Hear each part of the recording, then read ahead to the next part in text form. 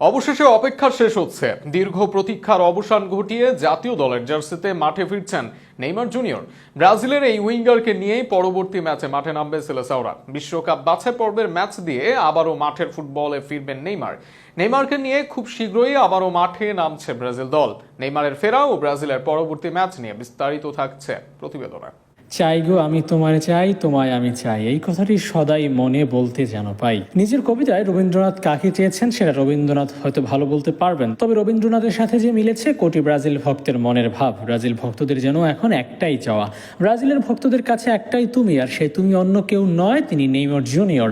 নেইমারবিহীন Brazil কতটা বিবর্ণ সেটা সাম্প্রতিক পরিসংখ্যানেই যেন স্পষ্ট। বিশ্বকাপ বাছাই পর্বে উরুগুয়ের বিপক্ষে প্রথমার্ধে ইনজুরিতে পড়েন নেইমার, সেই ম্যাচেরই খেলতে পারেননি অর্ধেক সময়। নেইমারবিহীন বিশ্বকাপ বাছাই পর্বে 5 ম্যাচ খেলে ব্রাজিলের জয় মাত্র 1 ম্যাচে, বিপরীতে হেরেই গেছে 4 ম্যাচে। দুর্বল প্যারাগুয়ের বিপক্ষে হার যেন মনে করিয়ে দেয় নেইমারকেই।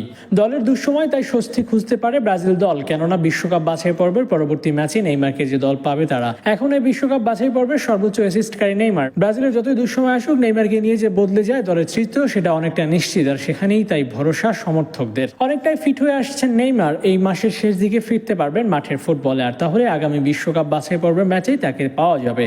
যদিও এই মাসে বিশ্বকাপ বাছাই পর্বের শেষে আবারও ক্লাব ফুটবলে ফিরছেন খেলোয়াড়রা, তবে তাতে খেলোয়াড়দের জার্নি শেষ হয়নি। খুব শীঘ্রই আবারও বিশ্বকাপ বাছাই পর্ব খেলতে জাতীয় দলের জার্সি গায়ে জড়াবেন তারা। আর সেখানে আগামী মাসে আবারও মাঠে নামবে ব্রাজিল। অক্টোবরে বিশ্বকাপ বাছাই পর্বে আরও 2টি ম্যাচ খেলবে তারা। নেইমারকে নিয়ে প্রথম ম্যাচে মাঠে নামবে তারা, সেক্ষেত্রে চিলির বিপক্ষে ম্যাচ দিয়ে নেইমার সহ ফিরবে ব্রাজিল দল। শুধু নেইমার নয়, সেই ম্যাচ দিয়ে ফিরতে পারেন রাফিনহা, সাভিওরা। বার্সেলোনার রাফিনহা এবারের বিশ্বকাপ বাছাই পর্বে ম্যাচ খেলেননি কার্ড জটিলতায়, তাই সাভিও দলে এসেও ছিটকে যান ইনজুরির কারণে। এদের দুজনকে নিয়ে উইং আরও শক্তিশালী করবে ব্রাজিল। সেক্ষেত্রে ভিনিসিয়াস জুনিয়র নিজেকে প্রমাণ করতে না পারলে জায়গা হারাবেন একাদশ থেকে। বিশ্বকাপ বাছাই পর্বে ম্যাচ খেলতে 13 অক্টোবর মাঠে নামবে ব্রাজিল। এবারের আসরে ব্রাজিল আছে 5-এ, চিলি আছে 9-এ। সবকিছু মিলিয়ে এই ম্যাচে এগিয়ে থাকবে ব্রাজিল দল। তবে ব্রাজিলের সাম্প্রতিক ফর্ম সমর্থকদের দুশ্চিন্তা মুক্ত করতে পারছে না, তবে নেইমারের ব্রাজিল বদলে যাক এটাই চাওয়া সবার।